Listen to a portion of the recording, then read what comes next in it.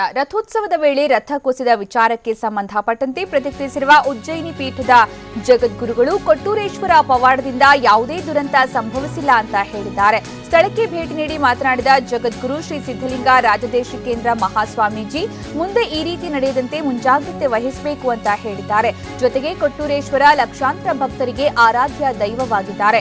ಎಲ್ಲಾ ಧರ್ಮಗಳ ಭಕ್ತರು ಕೊಟ್ಟೂರೇಶ್ವರರನ್ನ ಪೂಜಿಸುತ್ತಾರೆ.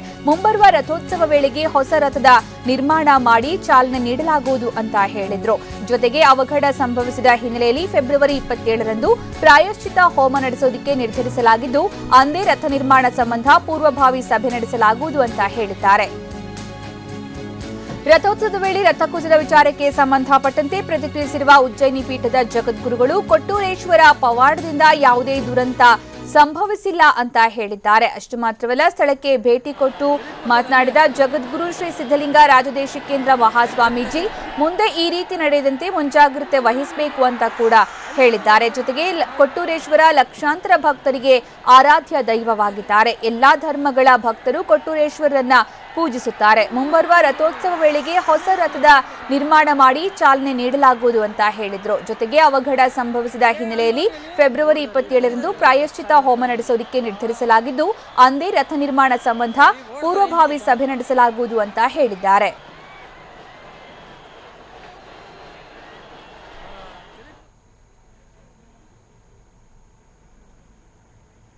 ಈ ಸಂಬಂಧ ಸ್ವಾಮೀಜಿ ಏನು ಹೇಳಿದ್ದಾರೆ ನೋಡೋಣ ಬನ್ನಿ. ಮನುಷ್ಯನೇ ಅನೇಕ ಸಹಜ ತಪ್ಪುಗಳನ್ನು ಮಾಡುತ್ತಾನೆ. ಕಟ್ಟಿಗೆ ಆಗಲಿ ಯಂತ್ರಗಳಾಗಲಿ ಈ ಸಂದರ್ಭದಲ್ಲಿ ಅವಘಡಗಳಾಗೋದು ಸಾಮಾನ್ಯ. ಆಗಿದ್ದು ಆಗಿ ಹೋಗಿದೆ. ಮುಂದೆ ಅದು ಆಗದಂತೆ ನೋಡಿಕೊಳ್ಳುವಂಥ ಜವಾಬ್ದಾರಿ ಲೋಕೋಪಯೋಗಿ ಇಲಾಖೆಗಿದೆ. ಧಾರ್ಮಿಕ ಪರಂಪರೆಯ ಹೊಣೆಯನ್ನು ಹೊಂದಿರತಕ್ಕಂಥ ಮುಜರಾಯಿ ಇಲಾಖೆಗಿದೆ. ಹಾಗೆ ಈ ದೈವಸ್ಥರಿಗೂ ಕೂಡ ಆ ಜವಾಬ್ದಾರಿ ಇದೆ. ಅದು ಆಗದಂತೆ ನೋಡಿಕೊಳ್ಳುವಂಥದ್ದನ್ನು ಈಗಾಗಲೇ ಎಲ್ಲರೂ ಕೂಡ ಸಂಕಲ್ಪ ಮಾಡಿದ್ದಾರೆ. ಇದರ ಜೊತೆಗೆ ಭಕ್ತರ ಕಲ್ಯಾಣಕ್ಕಾಗಿ ಈಗಾಗಿರುವಂಥ ಅವಘಡಕ್ಕಾಗಿ ತಾಂತ್ರಿಕ ಅಂಶಗಳನ್ನು, ಆಗಮಿಕ ಅಂಶಗಳನ್ನು ಅಧ್ಯಯನ ಮಾಡಿ ಪ್ರಾಯಶ್ಚಿತ್ತ ಹೋಮವಾಗ್ಬೋದು, ಮುಂದಿನ ದಿನಮಾನಗಳಲ್ಲಿ ಅದರ ಸಂಬಂಧಪಟ್ಟಂಥ ಧಾರ್ಮಿಕ ರಕ್ಷಣೆ ಆಗ್ಬೋದು, ಅಥವಾ ಸೂಕ್ತವಾದ ಸ್ವಾಮಿಯ ಶಕ್ತಿಯನ್ನು ಹೆಚ್ಚಿಸುವಂಥ ಕೆಲಸವನ್ನು ಮಾಡುವಂಥ ನಿಟ್ಟಿನೊಳಗೆ ಹೋಮ ಹವನಾದಿ ಇರ್ಬೋದು, ರುದ್ರಪಾರಾಯಣಾದಿ ಕಾರ್ಯಕ್ರಮಗಳಿರ್ಬೋದು, ಇವುಗಳನ್ನು ಅತಿ ಶೀಘ್ರದಲ್ಲಿ ನಡೆಸುವಂಥ ಕೆಲಸವನ್ನು ಮಾಡ್ಕೊಂಡು ಹೋಗ್ತೇವೆ.